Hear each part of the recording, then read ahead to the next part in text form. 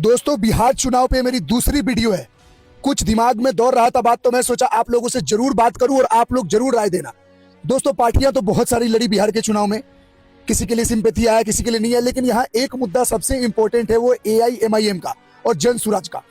जन सुराज ने कितने बड़े बड़े डेवलपमेंट के वादे किए, ये वो किए, लेकिन उसकी भी बोलचाल क्या बात थी। जब जिहादीपन हल्का दिखा तो लोगों ने ऑब्जेक्शन किया और वो किस पे सिमट गई? 0 सीट पे। सारा अहंकार टूट गया। अच्छे कैंडिडेट भी खड़े किए, फिर भी हार गया। और वही दूसरी एआईएमआईएम अवैसी की पार्टी जो हैदराबाद से है, सोचने वाली बात है, वो 4 की 5, जहां तक मुझे लगता है 4 सीट जीती है किशनगंज साइड में।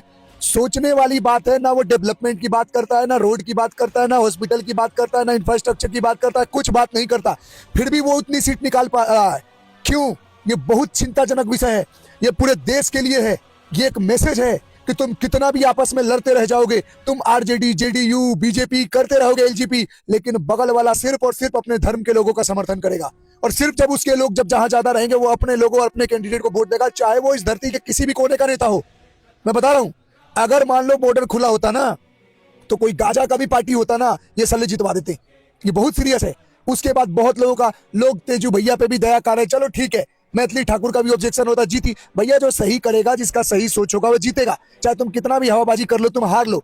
जैसे सबसे बेहाल हुआ उस खेसारी लाल यादव का, और अगले चुनाव में इनका भी घमंड टूटा। और अगला उस गेंडा दरियाई घोड़ा जो पप्पू यादव है, उसका होगा, क्योंकि वो भी बहुत उछल रहा है। और उसको भी पूछ रहा था ना कि भगवान शिव का सांप को तुम क्या चला रहे हो, भगवान में भी बाप में ताकत नहीं हराने का, तो सुन ले, तुझे वही जनता लथेरेगी और हराएगी। और शर्म आती है कि उनके क्षेत्र की जनता सब वीडियो देखने के बाद भी उन लोगों को वोट देते हैं। तो सबसे ज्यादा दोषी उस क्षेत्र की जनता है। अगर इस लांछन से नहीं गुजरना है और लोग गाली ना दे, तो अगली बार पप्पू यादव को भी हराओ 2029 के चुनाव में अगर खड़ा होता है तो।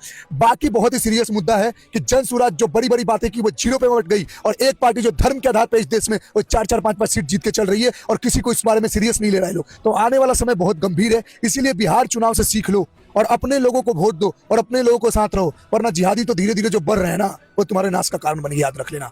जय श्री राम, जय गौ माता की।